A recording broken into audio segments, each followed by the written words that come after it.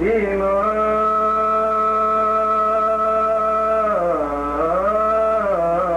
بھی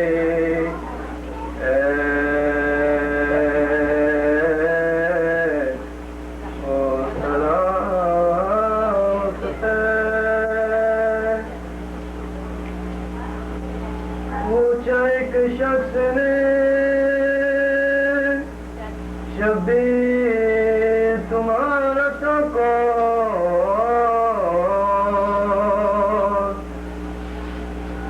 پوچھا ایک شخص نے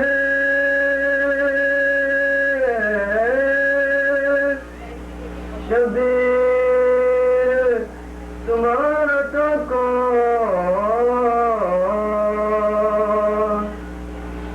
بولے آقا بھی ہے بابا بھی ہے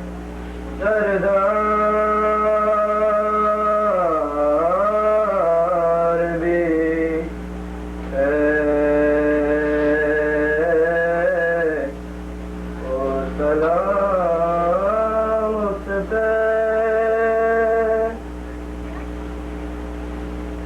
جب شمر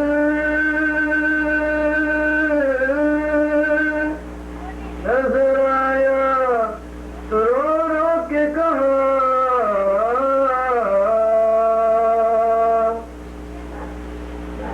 جب شمر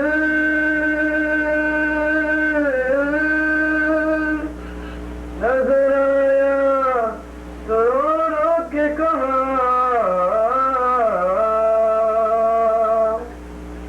یہ میرے بابا کا قاتل بھی ہے خوخار بھی ہے او سلام اس پہ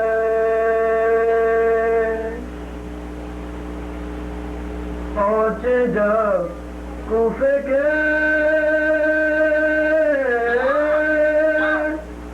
نزدیک تو زینب نے کہا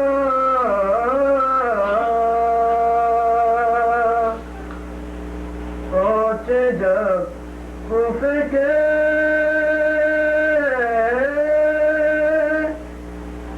نزدیک تو زینب نے کہا سریوریا بھی ہے پرواہ بھی ہے بازار بھی ہے او سلام اس پہ جو قیدی بھی ہے بیمار بھی ہے او سلام اس پہ کہتا تھا تو کہ گھر آیا میرے حصے میں کہتا تھا تو کہ گھر آیا میرے حصے میں ورنہ اس فوج میں خنجر بھی ہے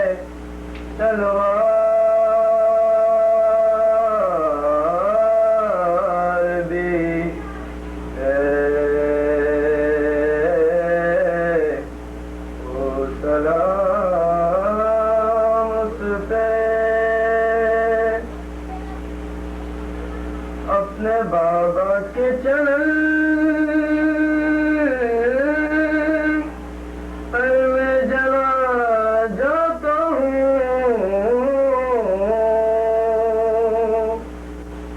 اپنے بابا کے چرن پر میں جلا جاتا ہوں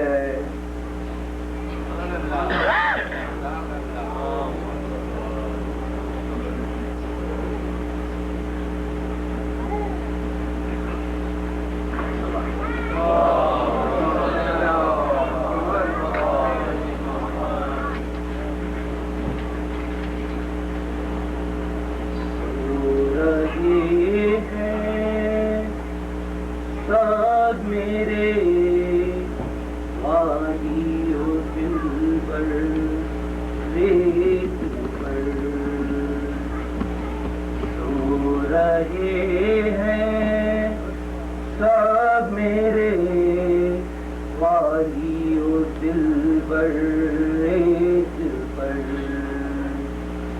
آنو بیٹھی ہی رہیں گی زندگی بھر دل پر ہوتی چادر سایہ کرتی ہائے کتنی دھوپ ہے ہوتی چادر سایہ کرتی ہائے کتنی دھوپ ہے سو رہا ہے آگ کے میں دامیت پر سو رہے ہیں سب میرے والی و دل پر باپ کے سینے پہ سر رکھ کر جسے آتی ہو نیند باپ کے سینے پہ سر رکھ کر جسے آتی ہو نیند کیسے سوئے شاہ کی نامی وہ دکھ تریت پر سو رہے ہیں سب میرے والی و دل پر جھولا تیرا جل گیا تو کیا ہوا ہے میرے لال جھولا تیرا جل گیا تو کیا ہوا ہے میرے لال ڈوریاں دوں گی تجھے میں لٹا کر ریت پر ڈوریاں دوں گی تجھے میں لٹا کر ریت پر یان پردے کا بہت تھا ڈال دو اپنی ابا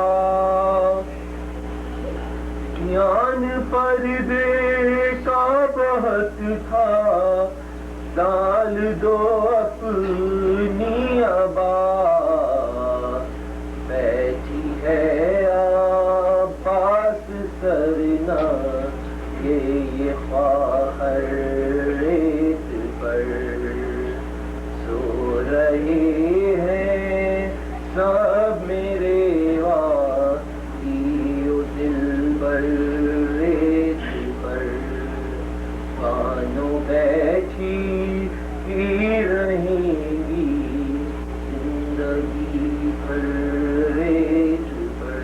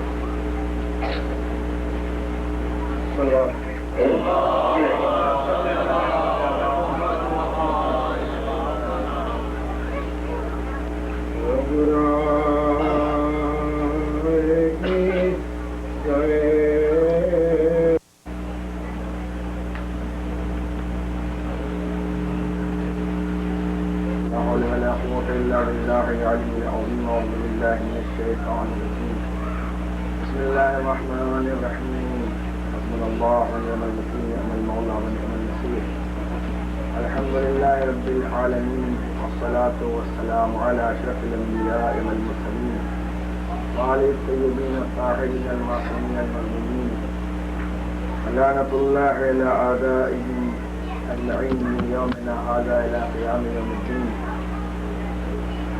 أما بعد فقد قال الله سبحانه في كتابه المبين وقوله الحق. بسم الله الرحمن الرحيم. انما يريد الله ليذهب عنكم الرجس اهل البيت ويطهركم تطهيرا.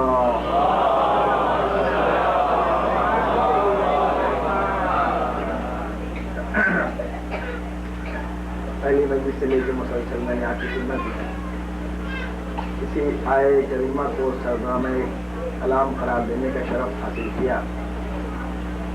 کل میں نے جو کچھ باتوں کی وضاحت ضروری تھی اس لیے آیت کو تبدیل کر دیا تھا اور شاعر اللہ کی عظمت پر کچھ آپ کا وقت دیا تھا اور پھر میں نے آج اسی آیت کریمہ کو سرنامہ کلام قرار دیا. کیونکہ میرا طریقہ یہ ہے کہ شب جمعہ کی مجالس میں اسی آیت کریمہ کو سرنامہ کلام قرار دیتا ہوں اور اتفاق کی بات یہ کہ تقریباً 10 سال سے جہاں بھی میرا اتفاق سلسلہ مجالس کا ہوتا ہے وہ شب جمعہ سے ہوتا ہے. یہ کچھ دوسرے اتفاق ہے. میں نے مسقط میں جو مجالسیں پڑھی تو اس میں 17 مجلسیں پڑھنے کی 17 میں ابتدا جو ہوئی وہ شب جمعہ سے ہوئی.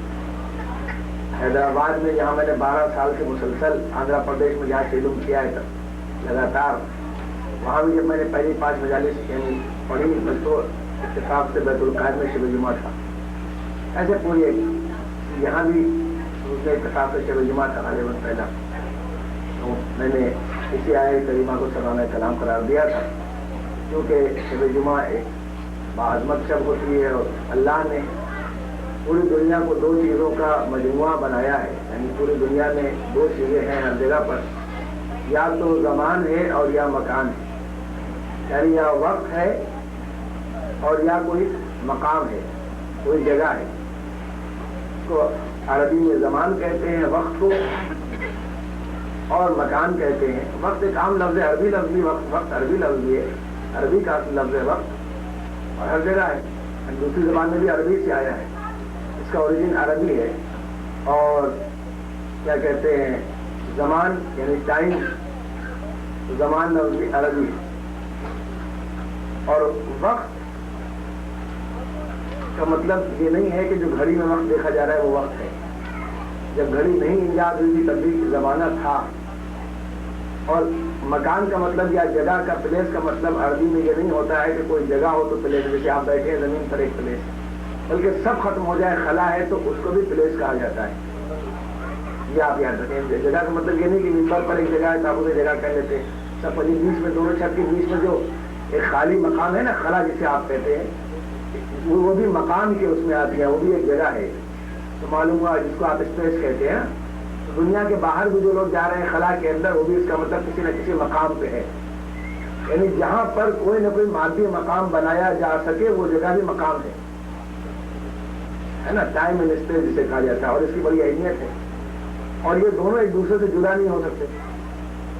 مقام کیا آپ ٹائم اور اسپیس کہتے ہیں نا, مقام اور زمان اور مکان جو ہے وہ دونوں ایک دوسرے سے جدا نہیں ہو سکتے. یعنی ہر چیز زمان اور مکان سے بالکل ملی ہوئی ہے, دونوں ساتھ ساتھ چل رہے ہیں. اور نہ زمان یعنی نہ زمان دکھائی دیتا نہ مکان دکھائی دیتا, نہ وقت دکھائی دیتا اور نہ مقام دکھائی دیتا.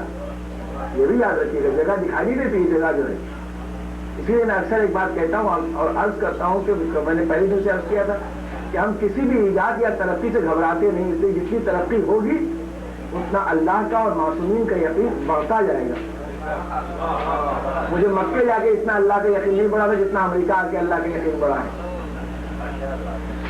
مکے جا کے اتنا اللہ کا یقین نہیں بڑھا تھا, وہاں ایمان پہ جلا ہوئی تھی, یقین میں یہاں اضافہ ہوا ہے. اس لیے کہ پیغمبر نے فرمایا ہے کہ ولا تفکروا فی اللہ تفکروا فی خلق اللہ. اللہ کے اوپر غور نہ کرو ورنہ گمراہ ہو جاؤ گے. اللہ کے مخلوقات پہ غور کرو, اللہ ملتا چلا جائے گا.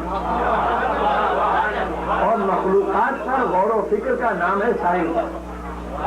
سائنس کوئی چیز ایجاد نہیں کرتی, ایجاد تو کسی قیمت پہ کر ہی نہیں سکتی. سائنس کوئی انسان کچھ نہیں بنا سکتا. اسی لیے سائنس کیا کہتی ہے, کیا ریسرچ. ری کا مطلب یہ ہے کہ وہ چیز تھی اسے ہم نے نکالا ہے. وہ چیز پیدا نہیں کرتی, مجھے انسان پیدا ہی نہیں کرتا. تو جتنا ڈسکور کرتا ہے جو چیز ہے اسے معلوم کرنے کا نام سائنس ہے. مطلب پانی میں کیا طاقت ہے اسے معلوم کرنے کا نام سائنس ہے.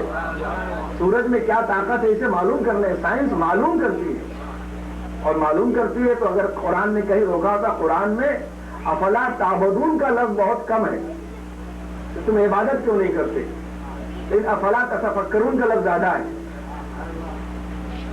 تم فکر کیوں نہیں کرتے, افلا تعقلون, کیا تم عقل نہیں رکھتے, تم عقل کو استعمال کیوں نہیں کرتے. تو قرآن عقل کے استعمال پر زیادہ زور دے رہا ہے. اور پھر حدیث اس کی وضاحت کرتی ہے کہ عقل کے ساتھ 1 منٹ کی 1 لمحے کی عبادت لاکھوں سال کی بغیر عقل کی عبادت سے افضل ہے. تو اب سمجھ میں آیا کہ اس لیے کہ وہ عقل کے ساتھ ہوگی. اسی لیے ایک بہت بڑے عالم نے ایک بڑی اچھی بات لکھی ہے کہ علی کی زندگی میں 2 ہی آدمی بہت پریشان کرنے والے تھے جنہوں نے علی کو پریشان کیا, نہیں علی پریشان تھے. زاہدان احمد, منافقان زیرت, یعنی بریلینٹ منافق بیوقوف عبادت کرنے والے. علی کے بیوقوف ساتھی اور بریلینٹ منافق دونوں مل کے علی کو پریشان کر رہے تھے. اس لیے کہ نہ مولا کائنات نے تلوار روکی تھی اس لیے کہ دشمن طاقتور تھا, نہیں دوست قابل بھروسہ نہیں تھے. نہ امام حسن نے صلح اس لیے کی تھی کہ معاویہ طاقتور تھا, صلح اس لیے کی تھی کہ دوست قابل بھروسہ نہیں تھے. اگر ایسا نہ ہوتا تو کبھی مولانا فرماتے کہ اگر مالک اشتر جیسے 3 اور ہوتے تو خلافت میرے پاس ہوتی, ان کے پاس نہ ہوتی. مولا کے قول ہے مالک اشتر کے لیے, مالک اشتر کوئی معمولی بات نہیں ہے. بہرحال میں اور عقل کی طرف توجہ دلائی گئی ہے, شعور کی طرف. سائنس کوئی چیز ایجاد نہیں کرتی بلکہ استعمال سمجھتی کہ اس میں کون سی طاقت اللہ نے دی ہے, اور جب وہ اسے پتہ لگاتی ہے تو اسے پتہ لگاتی ہے سائنس کا انسان, تو انسان کو اپنی بلندی کا احساس ہوتا ہے ہم کتنے بڑے ہیں. یعنی اب تم کو عقل دی ہے تو سمندر کی طوفانی اتنی بڑی ہے کہ تمہارے لیے موت کا باعث بن جائے. تیرنا نہیں جانتے, گئے تو ڈوبے رہے گا پانی, تم مر جاؤ گے.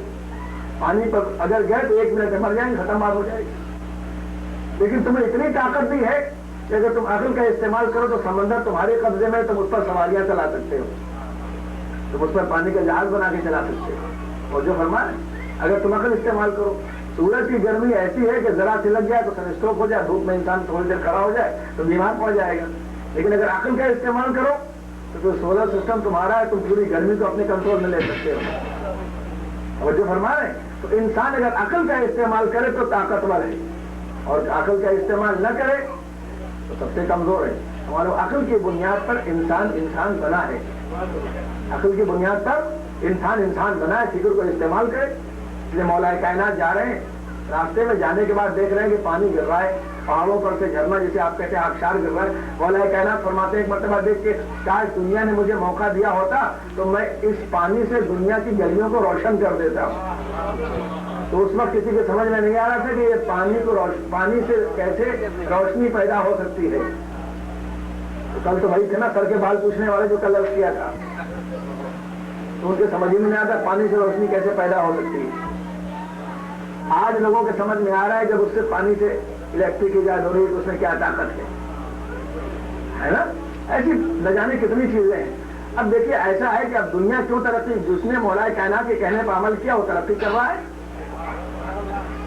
دیکھیے گناہ اور ثواب اپنی جگہ ہے, چاہے کوئی غیر قوم کیوں ترقی کر رہی ہے. سیب کے جوس میں اگر مولا نے کہا سیب کھاؤ فائدہ ہوگا, ماننے والا کھائے گا تو اسے بھی فائدہ ہوگا, دشمن کھائے گا تو اسے بھی فائدہ ہوگا.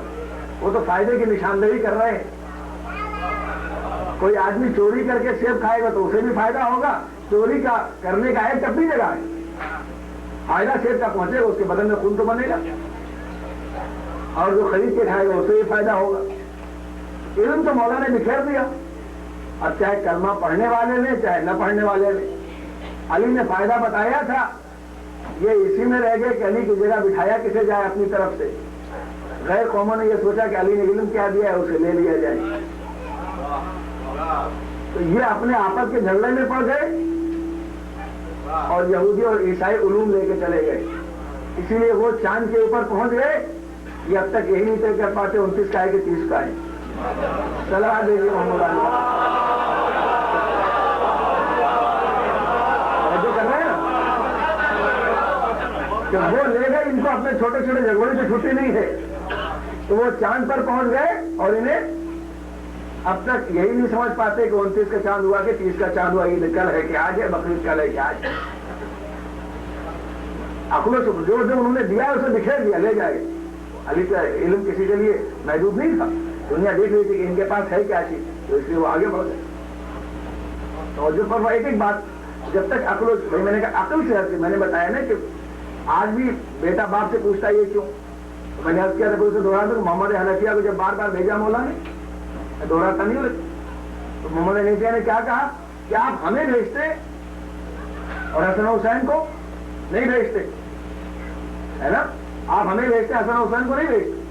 مولا نے کیا کہا، جبکہ لڑ کے آ رہے تھے، 2 بار لڑ کے زخمی ہو کے آئے تھے، مولا نے پانی انہیں پلایا تھا پیاس کے عالم میں، زخموں کے عالم میں تھے، جب تیسرے حملے کے لیے گئے تب پوچھا ہے، یا غالباً تیسرا حملہ کر کے آئے تب پوچھا ہے، اور بہت بہادرانہ حملہ کر کے آئے، پوچھا کہ آپ ہمیں کیوں بھیجتے ہیں، یہ 2 بیٹے آپ کے، تو کہا تم میرے بیٹے ہو اور یہ رسول اللہ کے بیٹے۔ اکثر لوگ کہتے نہیں محمد حنفی ایسا سوال کر نہیں سکتے، عقیدت یہ تاریخ میں ہے، آپ ہر چیز کے رخ کو دیکھیے، اس لیے نہیں کہہ رہے تھے کہ حسن حسین چلے جائیں، کیونکہ یہ دنیا کے لیے آئیڈیل بن کے آئے تھے کہ کوئی بات بھی اگر سمجھ میں نہ آئے تو اس کا عقلی پہلو اجاگر ہو جائے۔ بیٹا باپ سے پوچھ سکتا ہے کہ یہ آپ کام کیوں کر رہے ہیں۔ مالک اشتر جن کا میں نے تذکرہ کیا، مالک اشتر رات بھر لڑ رہے ہیں، مولا بھی تلوار چلا رہے ہیں، مالک اشتر بھی تلوار چلا رہے ہیں۔ میں نے کہا مالک اشتر کی کوئی معمولی اہمیت نہیں ہے، کہ کہا کہ مولا فرماتے ہیں اگر 3 اور ہوتے مالک کے جیسے تو آپ کی خلافت میرے پاس ہوتا۔ دوسری جگہ آپ فرماتے ہیں کہ مالک اشتر سے مجھے وہ طاقت ہے جو رسول اللہ کو مجھ سے طاقت تھی۔ اس سے آپ سمجھیں کہ مالک اشتر کی اہمیت اور امپورٹنس کیا ہے۔ رسول خدا کو مجھ سے جو طاقت تھی وہ مجھے مالک سے طاقت تھی۔ اتنے باعظمت مالک اشتر، رات بھر جنگ ہو رہی ہے، جب صبح کو لاشیں گنی جاتی ہیں، معاویہ کے مقابلے میں جنگ ہو رہی تھی، تو مالک اشتر کا صرف 1 کم تھا، یعنی رات بھر جتنے لوگ مارے گئے تھے اس میں جتنے لوگوں کو مولا نے قتل کیا تھا اور مالک اشتر نے جنہیں قتل کیا تھا اس میں صرف 1 کم تھا۔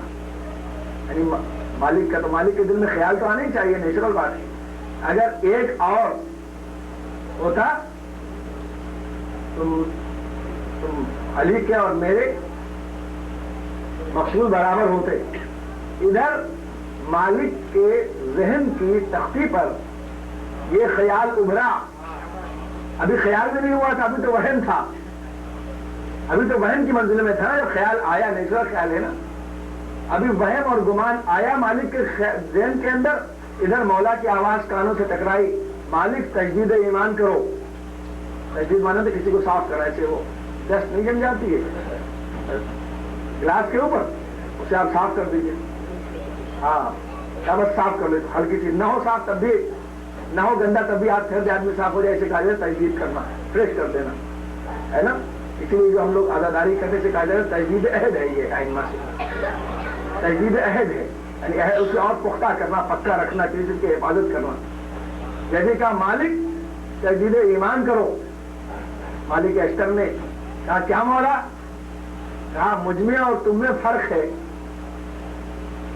فرق یہ ہے کہ تمہارے سامنے جو آیا تم نے اسے قتل کر دیا، اور میرے سامنے جو آیا میں نے دیکھا قیامت تک اس کی نسل میں کوئی مومن تو پیدا ہونے والا نہیں ہے، اگر اس کی نسل میں ایک مومن بھی پیدا ہونے والا تھا تو میں نے اسے چھوڑ دیا، اور جس کی نسل میں مومن نہیں تھا اس کی میں نے گردن اڑائی۔ اور جو کیجیے گا میں کچھ کہنے جا رہا ہوں، یعنی بھائی میں عقل کا ظاہری عقل کا تقاضا تو یہ تھا، ظاہری عقل ایک لفظ کہ مولا کہ پوچھتے ان سے تم نے کیا سوچا، تمہارے تو بغیر پروف کی بات کیسے ہو رہی ہے، کوئی اور ہوتا یہ کہتا میں نے یہ سوچا نہیں تھا، آپ کیسی بات کر رہے، خیال کی بات ہو رہی ہے نا، کہ مالک نے کہا تو نہیں تھا تم کیا سوچ رہے ہو، جب وہ کہہ لیتے تو بات پروف دنیا کے اعتبار سے ہوتی کہ بھائی پروف ہے ہمارے پاس، تم نے یہ بات کہی ہے، یہاں تو خیال آیا مولا کہہ رہے تجدید ایمان کرو، بھی ایمان کے بارے میں کہہ رہے ہیں، معمولی بات نہیں ہے۔ تو اس سے یہ معلوم ہوتا ہے کہ مالک پر اتنا بھروسہ تھا، لیکن بغیر دلیل عقل سے کوئی بات نہیں ہے، اس لیے عقل کے بغیر کوئی بھی کانٹا ہمارا آگے نہیں بڑھ سکتا ہے اسلام کو۔ میں نے پہلے کہا تھا ہماری حدیث کی سب سے بڑی کتاب میں سب سے پہلے کتاب العقل ہے۔ مالک نے کہا ہاں مولا ایسا تو تھا، تو مالک اشتر سے یہ کہتے مالک اشتر تم کہو، لیکن مالک اشتر پر اتنا کانفیڈنس، اتنا اعتماد کہ مالک جو سوچ رہا ہے اس بات کو کہے گا، بدلے گا نہیں۔ ایک تو مالک پر اعتماد، دوسری بات کہ علی اگر دوست سے بھی بات کر رہے ہیں، مالک اشتر جیسے دوست سے بھی بات کرو، کہتے ہیں امریکہ میں ہر چیز کی وجہ پوچھی جاتی ہے، ہندوستان پاکستان والے بیچارے غریب ہیں نا، اگر وہ کوئی بات کر دے، جیسے یہاں کے بچے کی شرارت کرتے ہیں امام بارگاہ میں آ کے، اگر وہاں کریں تو لوگ کہیں گے صاحب بڑے شرارتی بچے ہیں، جو یہاں کرتے ہیں تو وہ شرارتی نہیں کہے جا سکتے، صلوات بھیجیں محمد علیہ۔ بہت سی باتیں ایسی ہیں چیلنج بھی سکتا ہے، اللہ آئندہ مجلس میں عرض کروں گا ہوتے تو اب، لیکن بغیر پورو کے تو پہلے آپ دین سمجھیے تو ہم یہ بات، یہ نماز کیا سے لوگ وجہ پوچھتے ہیں، وجہ یہاں سے لوگ جاتے ہیں تو ایسے ہی ہو جاتے ہیں بالکل، اور ہمارے پاس بھی ایک صحابہ ایسے کہنے وہاں وجہ پوچھتے ہیں، ہم نے کہا آپ نے بھی اسلام سمجھے نہیں ہے، دنیا کو سمجھنے کے ساتھ ساتھ دین بھی سمجھیے تب آپ کے سمجھ میں دین آئے گا نا۔ دنیا سمجھ لیتے دین کے لیے کوئی زحمت گوارا نہیں کرتے ہے نا، دنیا پوری سمجھ لیں گے، دین کے لیے کوئی زحمت گوارا نہیں کرتے تو کیسے بات سمجھ میں آئے گی؟ دونوں تو تھا سمجھیے، یعنی مولا نے اگر مالک اشتر سے بات بھی کی تو پروف کے ساتھ کی کہ مالک نے اگر یہ بات سمجھی تو دلیل سے سمجھی، اگر مالک سے کہلوا لیتے تو مالک شاید یہ سوچتے کہ مولا نسلوں کو کیسے دیکھتے ہیں، لیکن گمان کی تختی کو پڑھ کر یہ بتا دیا کہ مالک میں پروف سے بات کر رہا ہوں، جو تمہارے خیالات پر ابھرے ہوئے حروف کو پڑھ سکتا ہے وہ نسلوں کو کیوں نہیں دیکھ سکتا؟ صلوات دے دیا محمد اور دیکھیے آپ مالک فوراً سمجھ گئے کہ جو میرے گمان کی باتوں کو پڑھ رہا ہے وہ نسلوں کو دیکھ سکتا ہے، تو بات اگر مالک کے اشتر سے بھی کی تو پروف کے ساتھ کیا اور دلیل کے ساتھ کیا، اب کہنے کی ضرورت نہیں پڑی کہ علی کی تلوار کیسے چل رہی تھی، ہر بات ہماری عقل و شعور کے ساتھ ہے۔ تو ایک بات ہم کو ذہن نشین کرنی پڑے گی کہ اتنی سی باتیں ٹھیک ہے، وفاداری ہمارے لیے سب سے بڑا عمل ہے، دنیا جانتی ہے، اس میں کوئی دو رائے نہیں ہے، کوئی گمان نہیں، اس کے لیے ہماری جان تو بہت چھوٹی کی چیز اگر چلی جائے کوئی اہمیت نہیں، کوئی بھی چلا جائے، لیکن ایک بات غور کرنے کی چیز ہے کہ امام جب اتنا بڑا اسٹیپ لے رہا ہے کہ پورے گھر کو لٹا رہا ہے تو صرف اس لیے نہیں کہ آپ ختم ہو جائیں گے، اگر کسی مقصد کے لیے لٹا رہا ہے، اگر مقصد نہیں ہے تو امام کی ہار ہے،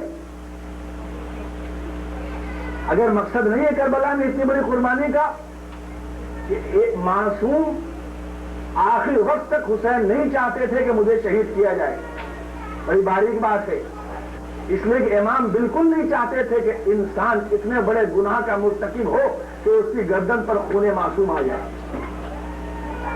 امام ہرگز نہیں، آخر وقت تک نہیں چاہتے تھے، یہاں تک کہ جب 71 شہید ہو گئے، 100 کچھ جو بھی شہید تھے وہ سب شہید ہو گئے، تب بھی امام ہرگز نہیں چاہتے تھے، اس وقت تک اتمام حجت کر رہے تھے کہ سب ہو گیا، لیکن معصوم کے قتل کا اس سے بڑا کوئی گناہ نہیں ہو سکتا یہ انسان کے ہاتھ پہ نہ آنے پائے، لیکن یہ اب یہ انسانیت کی گراوٹ ہے تو اس نے اتمام حجت کو قبول نہیں کیا اور اتنا بڑا گناہ انسان نے کر دیا، امام نہیں چاہتے تھے، اس کا مطلب کہ کوئی مقصد تھا، اور جب وہ عظیم مقصد تھا تو جو لٹایا تھا اس کی یادگار آزاداری ہے، جو بچایا تھا اس کی یادگار دین اسلام ہے، تو جو حسین نے لٹایا تھا وہ بھی ہمارا ہے اور جو حسین نے بچایا تھا وہ بھی ہمارا ہے، اس لیے نہ دین کو آزاداری سے الگ کر سکتے نہ آزاداری کو دین سے الگ کر سکتے،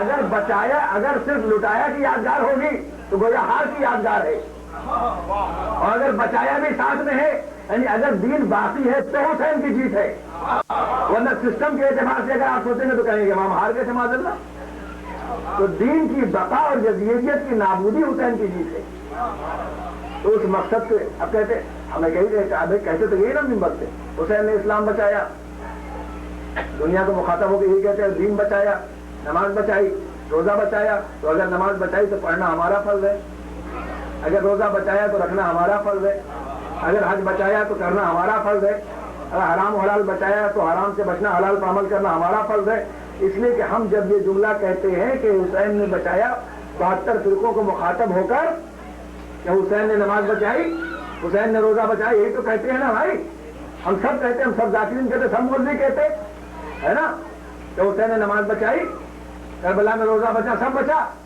تو سوال یہ پیدا ہوتا ہے کہ جب سب بچا تو مسلمانوں کو مخاطب ہو کے جب ہم کہتے ہیں کہ حسین نے بچایا تو کون سا بچایا؟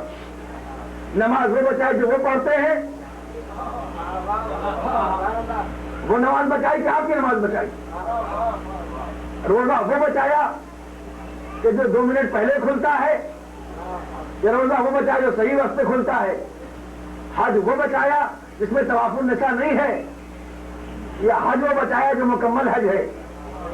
تو ہم جب بچایا کہتے ہیں تو یہ نہیں کہتے کہ اس کو بچایا، اس لیے کہ یزید اسلام کو مٹا نہیں رہا تھا، توجہ کیجئے گا، ہمارے تقریر میں اکثر جملہ سن لیتے ہیں، کہیں گے مولانا نے یہ کہہ دیا، مولانا نے یہ کہہ دیا کہ یزید اسلام کو مٹا نہیں رہا تھا. آدھی بات لے لیں گے تو آپ نہیں سمجھ پائیں گے.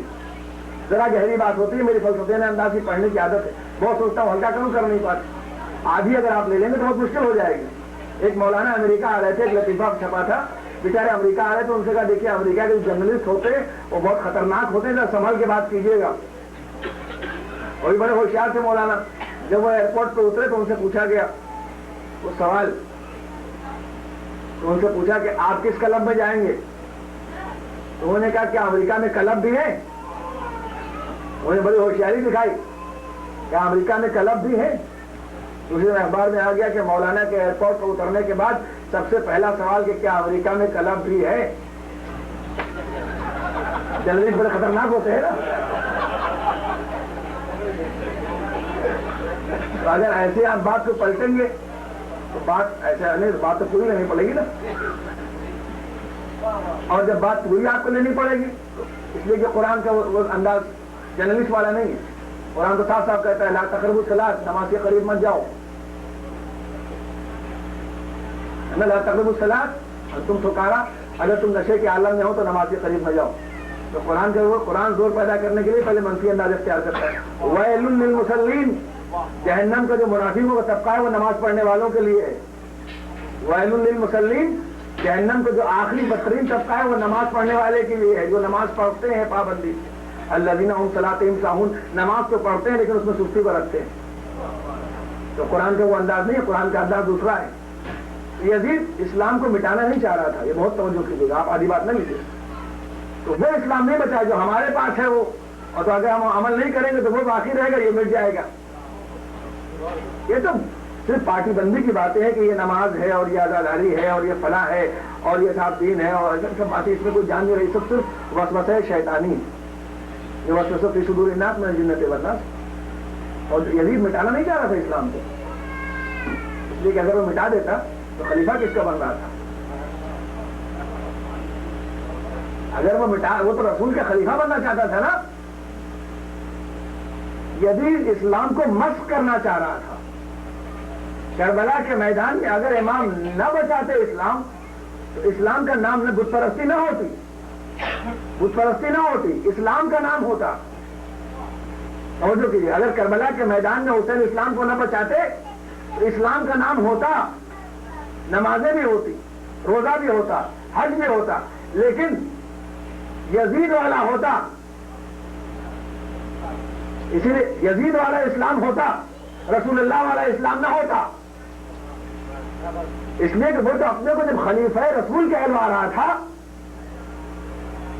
تو پھر وہ تو اسلام یعنی سکہ اسلام کا ہوتا، بات اندر کچھ اور ہوتی. تو وہ اسلام کو مسخ کر رہا تھا، صورت بدل رہا تھا کہ اب میں چلاؤں گا کفر مگر اسلام کے نام پر، اور جو کہ چلاؤں گا شرک مگر اسلام کے نام پر، چلاؤں گا آمریت مگر اسلام کے نام پر. یہ جو سقیفہ کی پالیسی تھی وہ یہی تھی، یعنی حسبنا کتاب اللہ والی. میں نے آگے تفسیر پڑھی ہے، اہل بیت تک لاؤں گا کہ قرآن رہے گا جیسے باپ قرآن اس کا پڑھا کرتا تھا. قرآن کو لے کے آئے تھا مولا کہ تو اسلام مٹتا نہیں، اسلام مسخ ہو جاتا. تو اگر آپ عمل نہیں کریں گے تو اسلام مسخ ہو جائے گا، وہی رہے گا جو 72 فرقوں کے پاس ہے. اسی لوگ کہتے ہیں یہ تو اختلافی بات ہے، ائمہ کی بات، اس میں تو اختلاف ہے. سوال یہ پیدا ہوتا ہے پیغمبر نے کتنے ہزار مرتبہ دن بھر کے اندر اپنی 23 سال کی زندگی میں روزانہ 17-18 مرتبہ وضو کیا. جب وہ وضو اب تک اور نماز مسلمان طے نہیں کرتا ہے کیسے پڑھنا، اس میں اختلاف ہے. تو یہ تو وہ مسئلہ ہے کہ جس کو آمدن اختلافی بنایا ہے لوگوں نے. یعنی ہر مسلمان یہ چاہتا ہے چاہے شافعی ہو چاہے حنفی ہو کہ نماز ایک ہو جائے، روزہ ایک ہو جائے، حج ایک ہو جائے. جب اس میں ابھی تک طے نہیں کرتے چلیے شیعوں کو الگ کر لیجیے، وہی کہاں سے ہے، کوئی یہاں باندھتا ہے، کوئی یہاں باندھتا ہے، کوئی یہاں باندھتا ہے، کوئی یہاں ہاتھ رکھتا ہے. تو وہ وضو اور نماز جو پیغمبر ہر وقت پڑھا کرتے تھے لوگوں کے بیچ میں، دن بھر وہ 51 رکعت پڑھا کرتے تھے، ہر 3 گھنٹے کے بعد، ہر 3 منٹ کے بعد نماز شکرانہ میں آ لیجیے. جب وہ نماز اب تک مسلمان طے نہیں کر پائے اور چاہتے سب یہ ہے کہ نماز ایک ہو جائے، حقیقت پتہ لگ جائے. توجہ کرتے رہیے گا، ہر مسلمان یہ چاہتا ہے کہ حقیقت معلوم ہو جائے اور نماز ایک ہو جائے کہ پیغمبر کی کیا تھی. تو جس کو ایک کرنا چاہتے ہیں جب اس میں اختلاف ہے تو جس میں حکومتوں نے اختلاف ڈالا ہے اگر اس میں اختلاف ہے تو کون سی تعجب کی بات ہے؟ سلوات دے دیا محمد خود کہہ رہا ہوں کہ ہو جائے تو یزید اسلام کو مت کرنا چاہتا تھا، بدلنا چاہتا تھا کہ بھائی اب اس لیے کہ پہلے لوگ یہ سمجھ گئے تھے اب اسلام مٹ نہیں سکتا، جب مٹ نہیں سکتا تو دوسری پالیسی صرف یہی ایک ملتی ہے کہ نام اسلام کا رکھو، تھیوری اپنی چلاؤ. لیکن اب حسین ابن علی کے بعد زینب نے اپنے خطبوں سے اور اس کے بعد کربلا کی قربانی میں دونوں نے مل کر یزید کو ایسا مبہوت کر دیا کہ وہ ساری اپنے آبا و اجداد کی پالیسی بھول گیا. اپنے آبا و اجداد کی ساری جو پالیسی جو اس نے بنائی تھی ہے نا وہ سب بھول گیا. آپ کہیں گے وہ کیسے؟ اس لیے کہ چلانا یہ چاہتا تھا کہ نام اسلام کا ہو، خلیفہ میں کہلاؤں، نام دین کا ہو، میں رسول کا خلیفہ کہلاؤں. لیکن اتنا گھبرا گیا اور اتنا مبہوت ہو گیا، اتنے بڑے پالیٹیشین کا بیٹا جن کو لوگ اسلام کا سب سے بڑا سیاستدان کہتے ہیں، ان کا بیٹا اتنا گھبرا گیا کہ کہہ رہا ہے کہ یہ تو بنی ہاشم کا ڈھونگ تھا، نہ کوئی رسول آیا نہ کوئی وحی آئی. اب یزید سے پوچھئے کہ جب کوئی رسول آیا ہی نہیں تو خلیفہ تو کس کا بنا ہوا ہے؟ محمد علیہ ساری پالیسی سے بھول گیا. اتنا حسین کی قربانی نے اسے مبہوت کر دیا، میں لفظ استعمال کیا نا کہ وہ ساری پہاڑ میں یزید تو کہہ رہا ہے کہ میں خلیفہ رسول ہوں اور خود کہے تو بنی ہاشم کا ڈھونگ تھا، نہ کوئی رسول آیا نہ کوئی وحی آئی. اس کا مطلب کہ قربانی کا یہ اثر تھا کہ یزید اپنی پالیسی کو چھپا نہیں سکا. اور جو کیا آپ نے ساری کا ساری پالیسی اس کی وہی فیل ہو گئی کہ وہ انکار رسالت کر رہا ہے. اور جو کیا آپ نے اور ممکن ہے کہ رسول کو مانتا تو لوگ کہتے کہ علی کو نہیں مانتا، خلافت کو نہیں مانتا، مسلمان تو ہے. اب لوگ یہ طے کریں کہ جو وحی کا انکار کرے، جو رسول کا انکار کرے، مسلمان کیسے ہو سکتا ہے؟ جب مسلمان ہی تھا لوگوں کی ہمدردیاں اتنی بڑھ رہی ہیں یزید کے ساتھ کہ لوگ یہ بھی کہتے ہیں نہیں برا نہ کہیے، اس لیے کہ اللہ رحمان الرحیم ہے، وہ معاف کر سکتا ہے. فرماتے ایسے ایسے پوائنٹ نکلنے کی سمجھ میں نہیں آتی. اور کوئی بات میں اسلام تک نہیں جا رہا ہوں، ہر بات عقل پہ چھوڑ رہا ہوں. آپ کی عقل سے آپ فیصلہ کرتے جائیے. کمپیوٹر کا دور ہے نا، پتہ نہیں آج کل تو اتنی تیز دور بدلتا ہے، کل کیا ہو جائے معلوم ہی نہیں. پتہ نہیں آج کمپیوٹر ہے، کمپیوٹر پہ دوسرے ہفتے میں نئی چیز آ جائے، ہے نا. نئی نئی سب چیزیں آتی رہیں گی، لیکن غم حسین ویسے کے ویسے ہی رہے گا. چیزیں نئی نئی آتی رہیں گے، نئے نئے لوگ آتے رہیں گے نا. اسی لیے نجمہ فندی نے کہا تھا کہ ارباب حق شناس کا جانا ہوا اگر عباس نامور کا علم لے کے جائیں گے، ہم چاند پر حسین کا غم لے کے جائیں گے.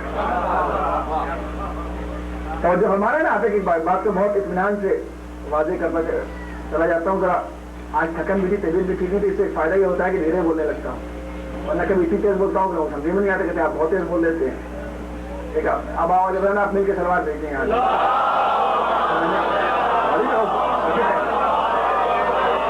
جب تک آپ ان فلسفوں کو نہیں سمجھیں گے، کیونکہ دین میں اس میں اسلام کبھی نماز، کبھی مسجد، کبھی کچھ، کبھی عمل، کبھی عقیدہ، یہ سب چیزیں لا کر ایک اننیسیسری کنفیوژن قوم میں پیدا کر دیا جاتا ہے.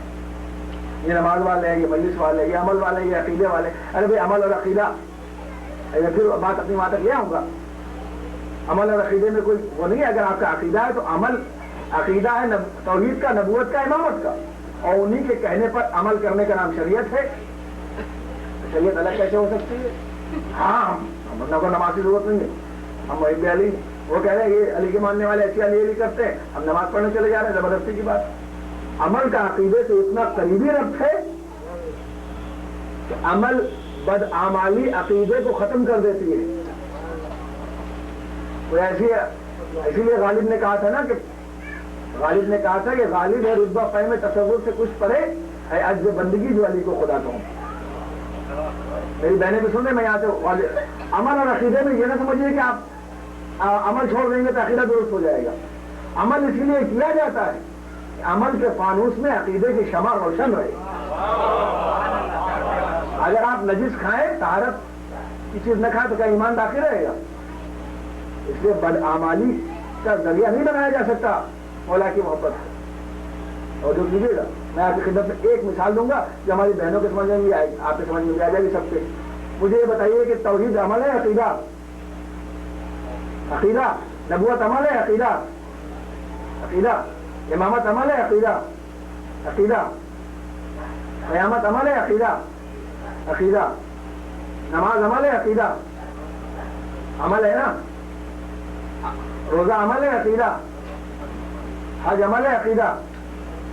عقیدہ ہے نا, عمل ہے.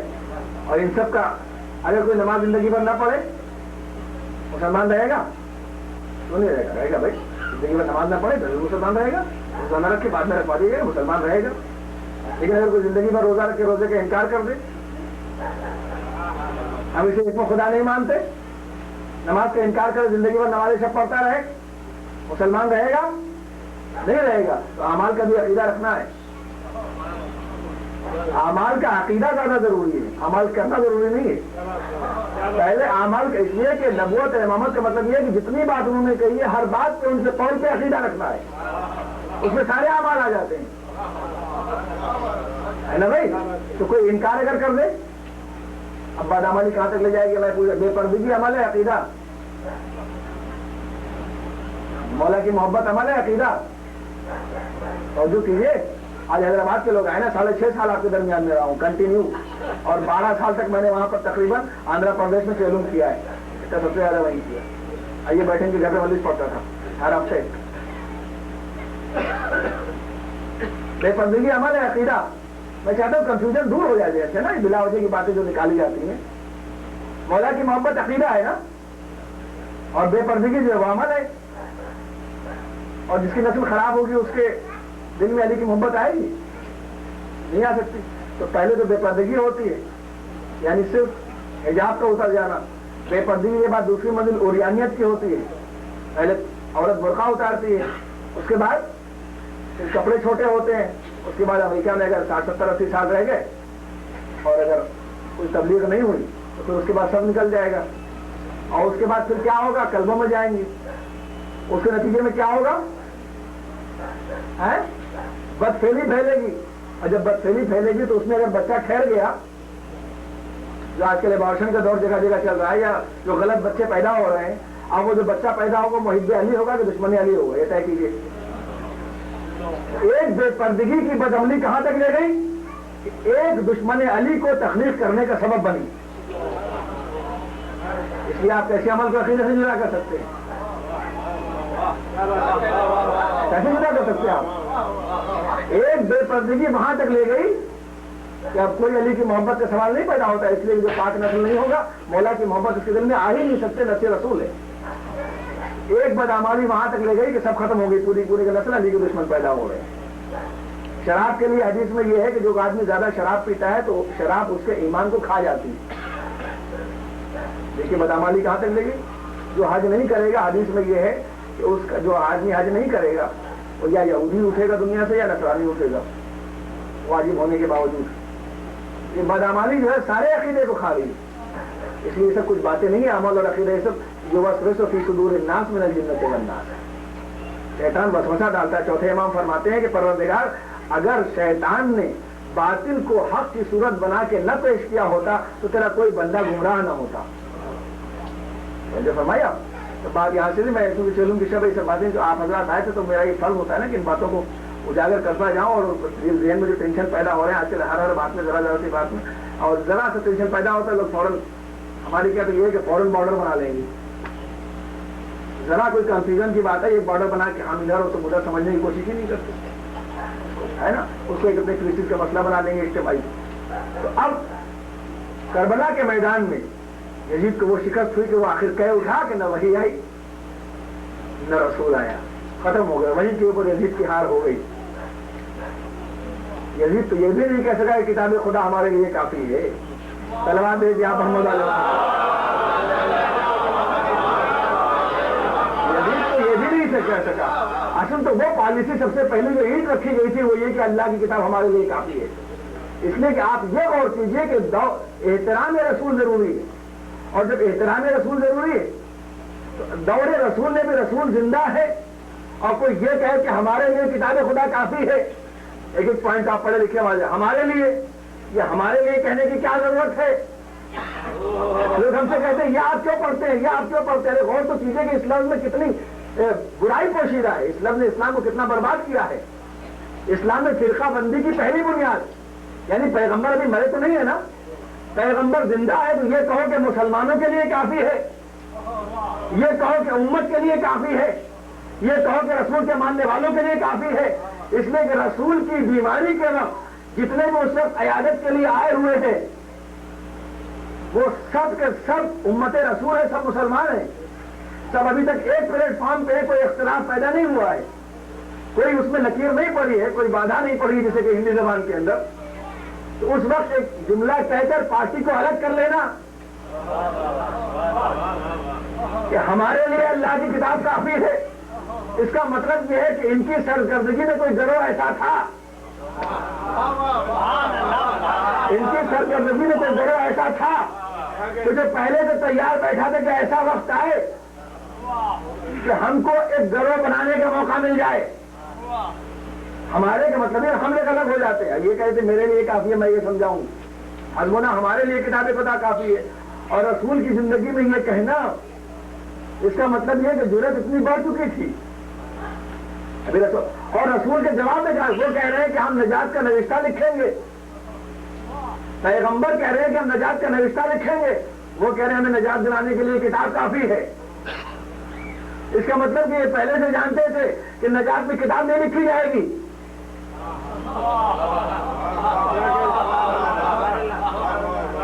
اور اگر کتاب لکھی بھی گئی تو ہماری پالیسی کے خلاف ہوگا، کچھ اور بھی ساتھ میں آ سکتا ہے جو پہلے سے کہا جا رہا ہے۔ تو اب ہم کو یہ نہ کہو کہ ہم فرقہ بناتے ہیں، علی کی محبت سے فرقے نہیں بنتے ہیں، علی کو چھوڑ کر قرآن کو لینے سے فرقے بنتے ہیں۔ سلام لے لیا محمد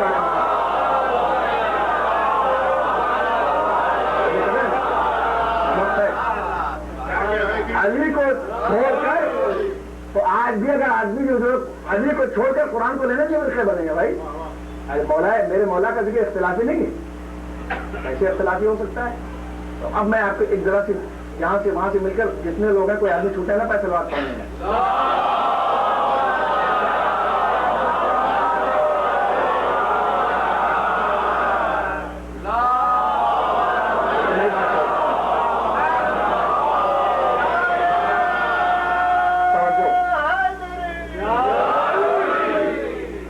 ہم آپ سے یہ پوچھتے ہیں سب سے پہلے اس پر آپ ایک پوائنٹ پر غور کیجئے کہ دنیا میں الگ الگ مذہب بنے کیوں ہیں، ہے نا؟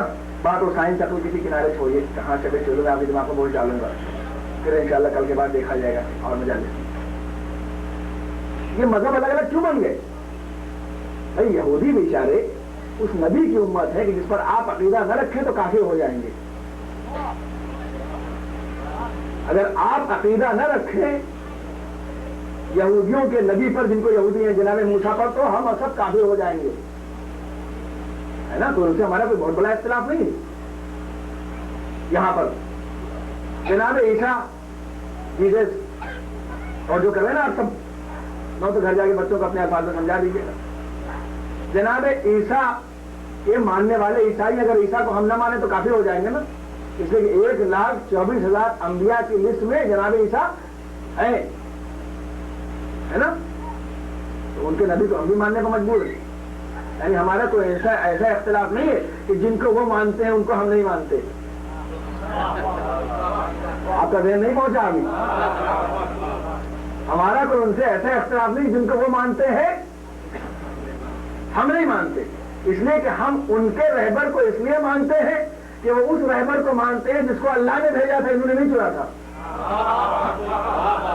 اشارے آپ سمجھتے ہیں، لطیف لطیف اشارے ہیں، ہم اس لیے مانتے ہیں کہ انہوں نے اس کو جس کو مانا ہے وہ اللہ کی طرف سے آیا تھا۔ یہودیوں نے جناب موسیٰ کو نبی نہیں بنایا تھا الیکشن کی بنیاد پر، کرسچنس نے جناب عیسیٰ کو نبی نہیں بنایا تھا الیکشن، وہ اللہ کی طرف سے آئے تھے اس لیے ہم مانتے ہیں، تو پھر یہ بیچارے بگڑ کیوں گئے؟ بات یہ ہو رہی ہے، موضوع میرا یاد رکھیے گا کہ علی کا ذکر، مولا کا ذکر کرو بس، سب کے کلیجے پر सांप लौट जाता है, जाने क्या क्या लौट जाता है ना। बस सबसे ज्यादा इख्तिलाफ दुनिया के हर बात पे इख्तिलाफ हो, मौला के जिक्र पे ये तो इख्तिलाफी बात है। जब लोगों को बुरा लगता है तो जिक्र करने की क्या जरूरत है। हमारी पता होता है कि आपको बुरा क्यों लगता है, अब किसी की साइकोलॉजी की जिम्मेदार तो नहीं है ना। बहुत तवज्जो में एक तरफ लेके चल रहा हूँ, बहुत रुक रुक के माफी चाहता हूँ रुकने के लिए। जनाब ईसा, तो ये बेचारों का कसूर क्या है, इनको आप क्यों गुमराह कहते हैं? यहूदियों का क्या कसूर है, ईसाइयों का क्या कसूर है? आप जबरदस्ती अमेरिका में रह के कह रहे हैं हम इनके मजहब को नहीं मानते, यहूदियों को मार बुरा भला कह रहे, उसी नबी को मानते हैं जिनको मैंने आपसे इकरार दे लिया कि अगर आप उसे न मानेंगे तो काफिर हो जाएंगे। या और बात है कि जैसे वो मानते हैं अलग बात है, उस नबी को तो आप मानते। तो ये बेचारे बिगड़े क्यों? ये बिगड़े कहने नहीं, बिगड़े इसलिए कि नबी को तो माना था, मगर नबी को तो माना था मगर नबी के बाद जो आने वाला था उस जगह पर, उसमें नबी की बात नहीं मानी, अपनी मनमानी कर ली। और जो कहते हैं कि सिरे पर आप पढ़े लिखे मेरे आपसे चेहरा पकड़ेंगे। कहा जनाब ईसा को माना, जनाब मूसा ने कहा मेरे बाद नबी आएगा। कहा बस जब तक आप जिंदा थे आप दो जाए करने, आप गए, अब बेकार की बातें न कीजिए। दफन करने के बाद जनाब मूसा को कहा आप अपनी मनमानी करेंगे, जिसको चाहेंगे खुदा का बेटा मानेंगे, जिसको चाहेंगे खुदा का बहनोई मानेंगे, जिसको चाहेंगे खुदा का बाप मानेंगे, वो हमें अख्तियार है। तो बिगड़े इस बेस के ऊपर कि नबी को पूरे तरीके से माना, लेकिन नबी के बाद जो उसकी जगह आने वाला था उसने अपनी मनमानी कर ली। अब ये जनाब ईसा के मानने वाले, जनाब ईसा ने कहा मेरे बाद जो आएगा वहीं पर मेरा नाम लिया था कि उसका नाम फारखलीता होगा, इंजील नहीं है ये, मेरे बाद जो आएगा उसका नाम पर यहीं पर मेरा नाम आया था। कहा कि मेरे बाद भी कोई नबी आएगा। कहा ठीक है, अपनी जिंदगी तक की बात रखिए, उसके बाद आपकी कोई कुछ नहीं चलेगी।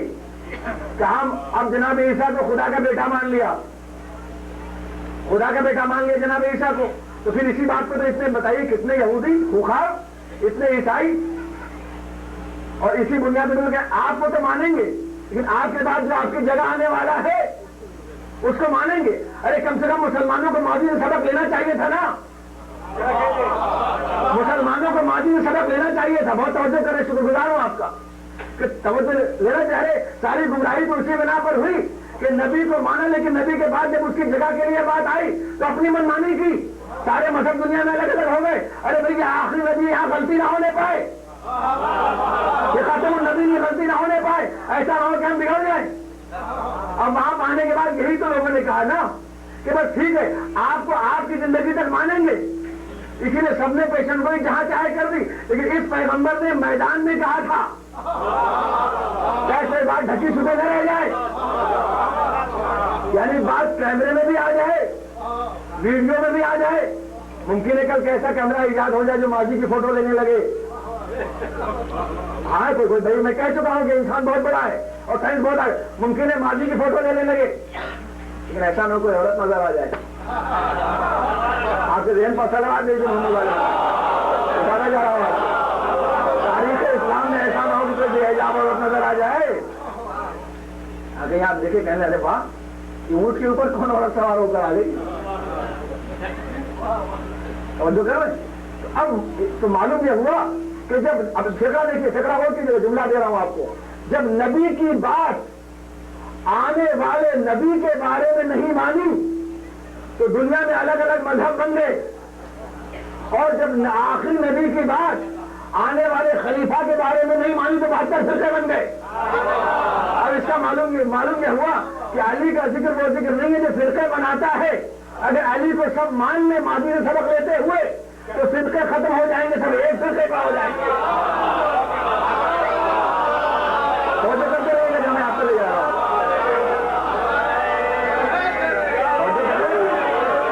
सारे फिरके मजा पे होंगे। अब यहां से ऊपर से लेकर फिर आपको चलता हूं। अगर यहूदियों ने मूसा की बात मानी होती तो जनाब ईसा तक ठीक ठाक आते, यहूदी ना होते। अगर ईसाइयों ने ईसा की बात मानी होती तो रसूल तक आते ठीक ठाक होते, तो सारे मजहब रसूल के पॉइंट पर आगे एक हो जाते, और जब रसूल के बाद अली को मान लेते तो वहां के बस पॉइंट पर आने के बाद सारे मजहब एक हो जाते। अब अली का जिक्र जो है वो सिर्फ फिरकों को एक नहीं कहता, सारे मजहब को एक करता है। करवाए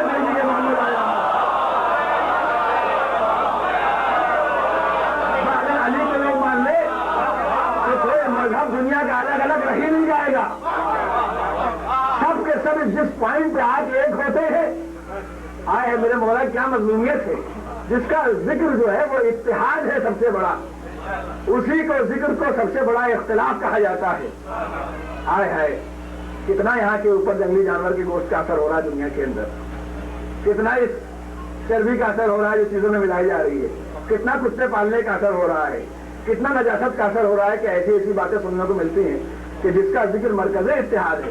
تو معلوم ہوا کہ آدم سے چلنے والے سارے مذاہب اگر غدیر کے پوائنٹ پہ آ جائے تو اختلاف, تو غدیر کا ذکر اختلاف نہیں ہے, غدیر کا ذکر اتحاد ہے. غدیر کا ذکر اختلاف. جب لوگوں نے دیکھا کہ جب یہ پوائنٹ ہو رہا ہے ایسی بات ہے تو اس کے اندر اب مذہب دنیا میں دو طریقے کے. پھر ذرا سیریس بات, کچھ مذہب ایسے ہیں جو پہلے بنے تھے ان لوگوں نے ہوا سے, کچھ مذہب ایسے ہیں جو دنیا کی بڑی طاقتیں اپنے اعلی کار کے ذریعے بنا رہی ہیں, اپنے ایجنٹوں کے ذریعے بنا رہی ہیں. ہندو مذہب ہے وہ کسی ایجنٹ کا مذہب نہیں ہے, انہیں اللہ کو نہیں پایا, بڑی طاقت سمجھ کے مان لیا. پرانا آتش پرستوں کا مذہب آدم کے دور کا مذہب ہے. اب جو مذہب نئے نئے بن رہے ہیں وہ بڑی اسلام دشمن طاقتوں کے ایجنٹوں کے مذہب ہے. پہلے اچھا امامت کی بات ہے, انہیں 6 امام پہ لا کے روک دیا, کسی کو 3 امام پہ روک دیا, کسی کو نبوت کا دعویٰ کرا کے قادیانی بنا دیا, کوئی آغا خانی بن گئے. وہ یہ علی کہہ رہے ہیں, آپ خوش ہوتے جا رہے ہیں, آغا خانی یہ علی کہتے ہیں. سن لیجیے آپ حیدرآباد کے لوگ بھی بیٹھے ہیں. عقیدت اس وقت تک بیکار ہے جب تک کہ عقیدہ صحیح نہ ہو. عقیدت کوئی کام نہیں آئے گی جب تک کہ عقیدہ صحیح نہ ہو. جب عقیدہ صحیح ہوگا تو عقیدت کام آئے گی. ورنہ تعریف تو معاویہ بھی کرتا تھا علی کی, تعریف یزید بھی کرتا تھا. جی ہاں, معاویہ کے دربار میں کیبنٹ بیٹھی ہے, علی کے سب سے بڑے دشمن علی کی تعریف کر رہے ہیں بیٹھ کے, علی ایسے علی ویسے, سب بیٹھ کے ہمارے آج تعریف کر رہا ہے, علی کی تعریف کر رہا ہے بیٹھ. اور اس کے بعد سے جب یزید سے پوچھا تھا, یزید تو بتا تیرا کیا خیال علی کے بارے میں, تو معاویہ کی طرف دیکھ کر ایک مرتبہ اپنے باپ کی طرف دیکھ کر کہتا ہے کہ جس عورت کی سوتن اس کے حسن کی تعریف کرے اس کے حسن کا کوئی جواب ہو سکتا ہے. اپنے باپ سے کہہ رہا ہے جب تو تعریف کر رہا ہے تو اس سے بڑی علی کی بلندی کیا ہوگی. تو یہ چاہے کوئی مذہب ہو, یہ چاہے لاکھ مولا کائنات کا نام لے, وہ تو دشمن کو بھی دیتے تھے, لیکن نجات نہیں ہو سکتی. آپ دھوکے میں نہ آئے کیونکہ ہم تھوڑا سا اس میں آگے لوگ ٹھیک ہے وہ آگا کھانے ہوئے وہ تو وہ فلاح کرتے ہیں, وہ ماتم کرتے ہیں, بورے ٹھیک ہے اپنی جگہ کرتے ہیں. لیکن ہمارے علماء نے جو عقیدے کی مستحکم بنیادیں بنائی ہیں, بنائی نہیں ہے بلکہ اخذ کی ہے معصومین سے بھی. جب تک کوئی توحید کو نہ مانے, نبوت کو نہ مانے, عدل کو نہ مانے, قیامت کو نہ مانے, امامت کو بھی ماننا کافی نہیں ہے جب تک کہ 12 امام کو نہ مانے. توجہ کیجیے گا. اور 12 اماموں کو مان لے, اس کے بعد 12 امام کو ماننا بھی کافی نہیں ہے جب تک کہ امام کی غیبت کو نہ مانے, ان کے ظہور کو نہ مانے. یعنی جو پورے شرائط اصول دین کے ہیں, جب اس کا عقیدہ ہوگا تو عقیدت کام آئے گی. اور اگر اس عقیدے کے پوائنٹ سے ذرا ہٹ جائیں گے تو کوئی عقیدت کام نہیں آئے گی. کوئی کانفیڈنس کے ساتھ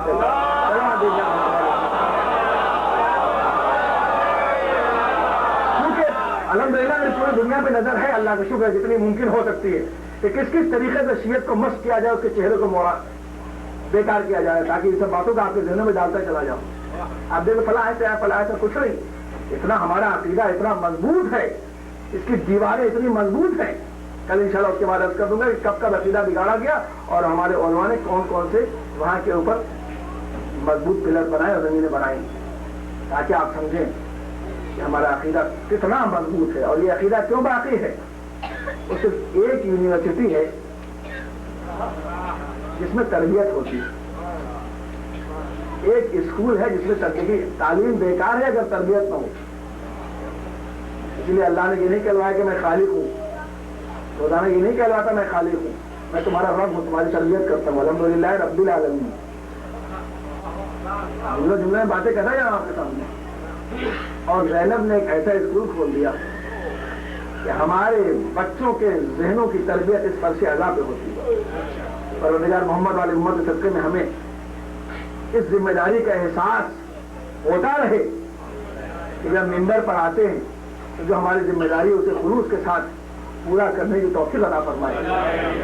اس حسین کی بہن نے اس کی بنیاد رکھی کہ فرش اعلیٰ پہ ہمارے عقیدے کی تربیت ہوتی ہے. ہمارے بچے اس فرش اعلیٰ میں آنے کے بعد نکھرتے ہیں. آج تو چیزوں کی رات ہے, آج تو کچھ کہنے کی ضرورت نہیں. آج تو مجھے مولانا بیٹھے لکھے چلتے ہیں ماما نہیں. آج تو کچھ کہنے کی ضرورت نہیں, آج تو خالی سوچ کے رونا آتا ہے. اس لیے کہ آج تو قید خانے کے کھلنے کا ذکر کیا جاتا ہے. اللہ اکبر. قید خانے کا دروازہ بند نہیں ہوا تھا, آج کھلا تھا. اب زینب اپنے بھائی کا چہروم کرنے جا رہی ہے. اللہ اکبر. بھیا زینب کے لیے عجیب مصیبت ہے. بھیا میں تم سے ملاقات کے لیے اب آ رہی ہوں. اللہ اکبر. دروازہ قید خانے کا کھل گیا. میں آپ کو بہت جلدی منزلوں کی طرف لے کے آؤں گا. قید خانے کا دروازہ کھل گیا. زینب پھر قافلے کو لے کے چلی. ایک مرتبہ شام کی عورتوں کا ہجوم چاروں طرف سے جمع ہو گیا. عورتوں نے سیاہ چادر اوڑھی, کہا چلو علی کی بیٹی کو رخصت کرنے کے لیے جائے. زینب میمن پہ بیٹھ گئی. چاروں طرف سے علی کی بیٹی کو رخصت کرنے عورتیں آئیں شام کی. ہاتھوں کو جوڑ کے عورتوں نے یہ کہا کہ شہزادی اگر کچھ آپ حکم دینا چاہتی تو حکم دیں, ہم اس پر عمل کریں گے. اگر کوئی خواہش ہو تو بیان کیجیے, ہم پوری کریں گے. کوئی تمنا ہو تو اسے کہیے, ہم اسے پورا کرنے کے لیے تیار ہیں. زینب نے کہا ہماری کوئی خواہش نہیں, ہماری کوئی تمنا نہیں ہے. زینب اب کیا خواہش کرتے؟ کیا حسین واپس آ جاتے, کیا عباس واپس آ جاتے, کیا علی اکبر واپس آ جاتے, کیا قاسم واپس آ جاتے, کیا انو محمد واپس آ جاتے؟ نہیں, زینب نے بس اتنا کہا ہم تو جا رہے ہیں لیکن قید خانے کے دروازے پہ ایک امانت چھوڑے جا رہے ہیں. یہ بچی اندھیرے میں گھٹ گھٹ کے مری ہے. جب کبھی اگر تمہیں یہ موقع مل جائے تو آنے کے بعد اس طور پہ ایک شمع جلا دینا اور آگے روشن کر دینا. اس سے یہ بچی اندھیرے میں اس دنیا سے گئی. روزانہ پوچھا کرتی تھی جب پرندے جاتے تھے, یہ پرندے کہاں جاتے ہیں؟ میں پلٹ کے کبھی بھی بیٹی کے اپنے اپنے آشیانوں پہ جاتے ہیں.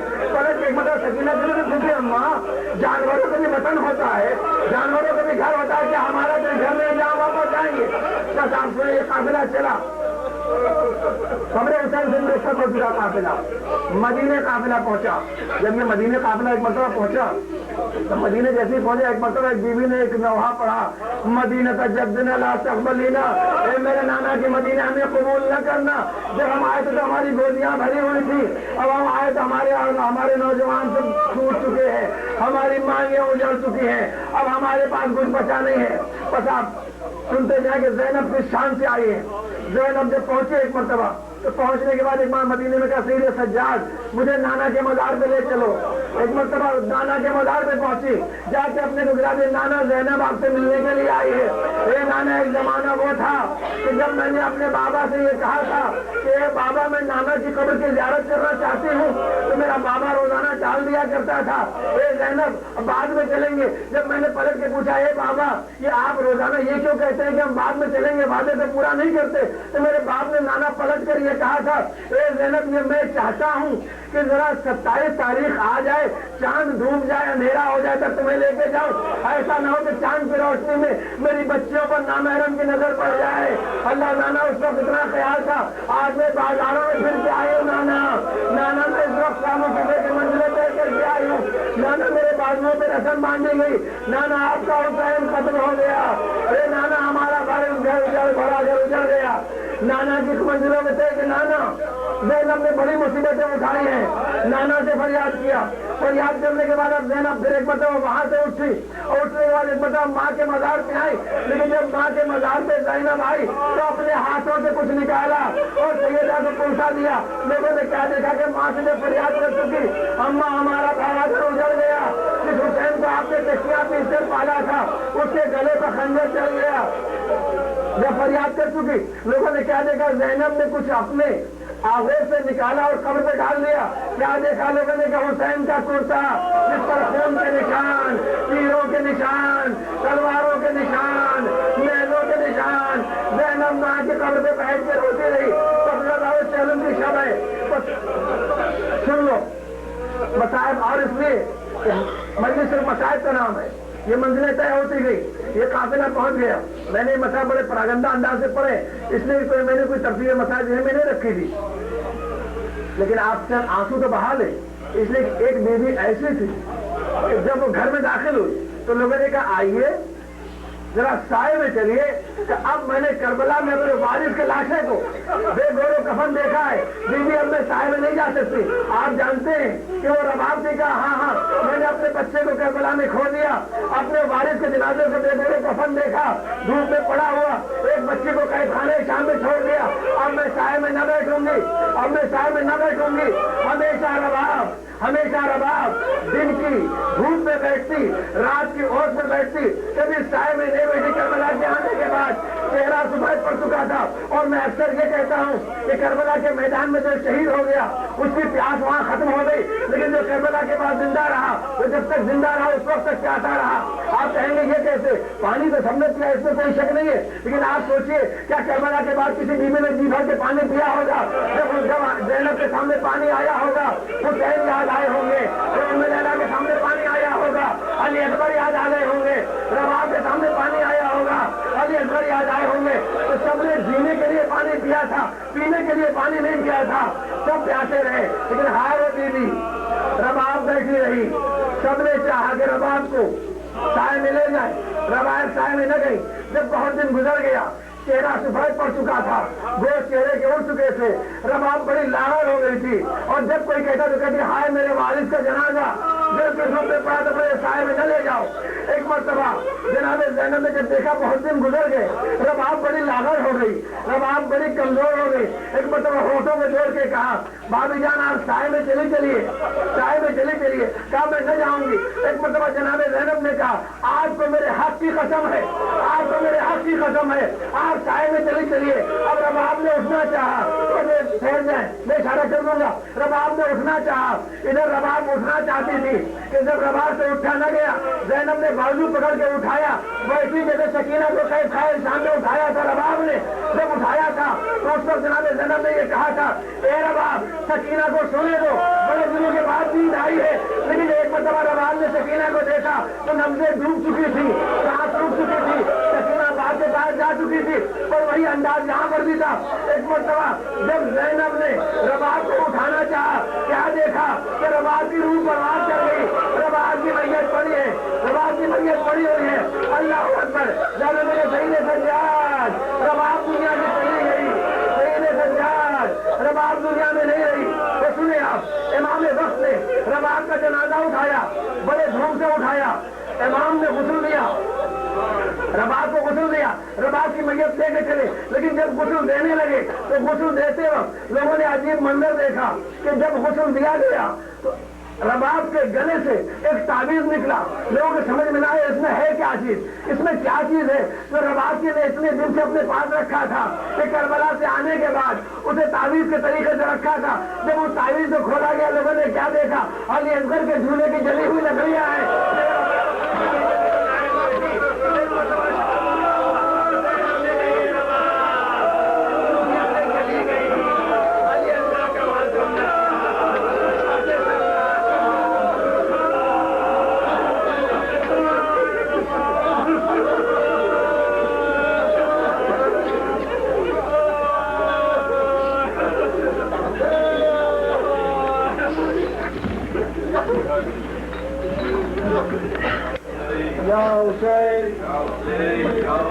میں پوری